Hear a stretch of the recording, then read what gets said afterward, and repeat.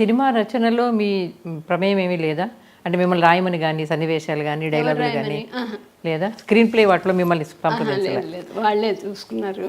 అంటే బాగా న్యాయం చేశారా అనిపించింది? చేశారు, పర్వాలేదు. అంటే కథని మార్చేయలేదు, అందుకని పర్వాలేదు. కథ అలాగే ఉంది. సినిమా ప్రివ్యూ షో చూసాం, వచ్చేసాం. తర్వాత సినిమా కూడా వచ్చేసిన తర్వాత ఎంఎస్కో వాళ్ళు ఉత్తరం రాశారు, అది మేము పుస్తకంగా వేస్తాం, మాకు ఇవ్వండి. నేను అన్నాను, ఇదేమిటి సీరియల్గా వచ్చింది, సినిమా కూడా వచ్చేసాక ఇంకెందుకంటే పుస్తకం అన్నా. లేదు లేదు, మేము వేసుకుంటామన్నారు. సరే, వాళ్ళకి ఇచ్చారు. ఆ రోజుల్లో పబ్లిషర్స్ వాళ్ళంతా వాళ్ళు అడిగి మమ్మల్ని తీసుకునేవారు, కానీ 4 కాపీలు పంపేవారు.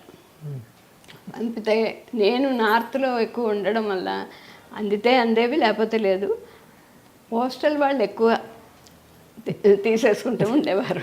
అంటే పోస్టల్ వాళ్ళు చదివేవాళ్ళే మా పుస్తకాలని, అలా జరుగుతూ ఉండేది. అందుకని 4 కాపీలు అంటే నేనేమిటి 4 కదా జాగ్రత్తగా ఉంచుకోవాలన్న ఇది కూడా లేకుండా, ఒకటి నాకు ఉంచుకుని, ఒకటి మా అక్క ఏమో ఢిల్లీలో ఉండేది, తనకి అస్సాంలో మా చెల్లెలు ఉండేది, తనకి ఇలా 3 కాపీలు వాళ్ళకి పంపించేసేదాన్ని. వాళ్ళకి కొన్ని అందేవి, కొన్ని అందకుండా పోయేవి, అలా జరిగేవి కూడాను. అలా అంటే విశాలి నవల చదివితే అందులో సినిమా వాళ్ళు మార్చాల్సిన అవసరం లేనిదే ఎక్కువ ఉంది తెలిసినంత వరకు. అంటే అందులో పాత్ర చిత్రణ కానీ అవి చూసిన హ్యూమర్ ట్రాక్ కూడా ఉంది, అది కూడా హాస్యం కూడా ఉంది. వాళ్ళు రాయించుకున్నారు ఏంటంటే, మేము మార్పులు చేర్పులు చేస్తున్నా అభ్యంతరం పెట్టకూడదు, అవి కూడా ముందే రాయించేసుకుంటారు. రాయించేసుకున్నారు. ఇంకా నేను అసలు అక్కడ ఉన్నాను, సినిమా కూడా చూడలేదు. ప్రీవియూ షో చూశాను. తర్వాత వచ్చిన తర్వాత నరసాపురం మా నాన్నగారు వాళ్ళు వచ్చినప్పుడు మా వాళ్ళు అన్నారు, కొన్ని మార్చారు వాళ్ళు, కొన్ని ఇలా చేశారు, అలా నీ నవలే బాగుంది. సాధారణంగా ఎక్కువ మంది రచయితలు అదే భావిస్తారు. తర్వాత మళ్ళీ ఎవరు సినిమాలకు రాయమని అడగలేదా మిమ్మల్ని? అడిగారు. అడిగితే నేను డైరెక్ట్గా మెడ్రాస్లో ఉండేవాళ్ళం కదా, 10-12 ఏళ్ళు ఉన్నాం మేము, ఇల్లు కూడా కొనుక్కున్నాం అక్కడ. అప్పుడు అడిగేవారు. అడిగితే నేను చెప్పాను, నేను సినిమాలకంటూ కథలు రాయను, నేను నాకు తోచినవి రాసుకుంటూ ఉంటాను, అది నచ్చిన వాళ్ళు తీసుకుంటారు, లేకపోతే తెలియదు, కానీ సినిమాకి రాస్తాను అనేసరికి మీరు చెప్పినట్టు రాయాలి, అలా నేను రాయలేను అని చెప్పేసాను నేను. ఇంకా నిజానికి మీ నవలలో నీలి చందమామ కానీ, అయితే మనసు పాడింది సన్నాయి పాట కానీ, అవి నిజానికి సినిమాకు సూట్ అవుతాయి. అటు ఇప్పటి సినిమాలకు చూసుకున్న క్రైమ్తో సహా ఉంది, అందుకని అవి. నాకేంటంటే అమ్మా, నమ్ముతావో నమ్మవో కానీ పుస్తకాలు అచ్చేయించుకుని అర్మార్లలో పెట్టుకోవడమే. ఆవిష్కరణ సభ రోజు మన తోటి రచయితలు ఎవరు వస్తారో వాళ్ళకి ఇచ్చేయడం. 40-50 కాపీలు అప్పుడు అయిపోతాయి. మా చుట్టాలే 100 మంది ఉన్నారు వీళ్ళు, వాళ్ళకి ఇస్తా. అంతేగాని నేను ఇలా సినిమాలు తీయడానికి పనికి వస్తాయేమో వాళ్ళని అడుగుదాం, వీళ్ళని ఇంతవరకు లేదు, ఎవరిని అడగల. ఇది నవల వాళ్ళకి ఇస్తే కదా వాళ్ళకి తెలిసేది.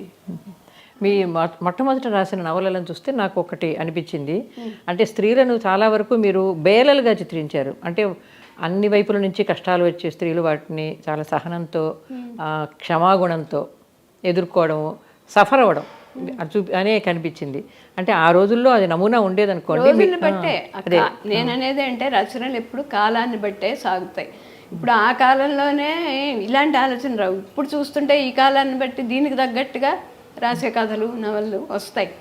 ఎందుకంటే కాలాన్ని బట్టే రచన సాగుతుంది ఎవరికైనా సరే. కాలంలో లేనిది తీసుకొచ్చి పెట్టలేం. ఆ రోజుల్లో అలాగే బాధపడ్డారు స్త్రీలు, బాధపడిన వాళ్ళే ఎక్కువ కదా.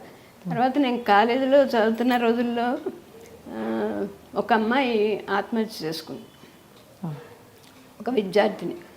దానికి కారణం ఏంటంటే, ఆ రోజుల్లో అల్లర్లు ఎక్కువగా ఉండేవి, ఏడిపించేవారు అబ్బాయిలు కాలేజీలో అమ్మాయిని. అలా అమ్మాయికి ఎవరో ప్రేమలేఖలు రాయడం అవి చేయడంతో ఆ అమ్మాయి భరించలేక ఆత్మహత్య చేసుకుంది.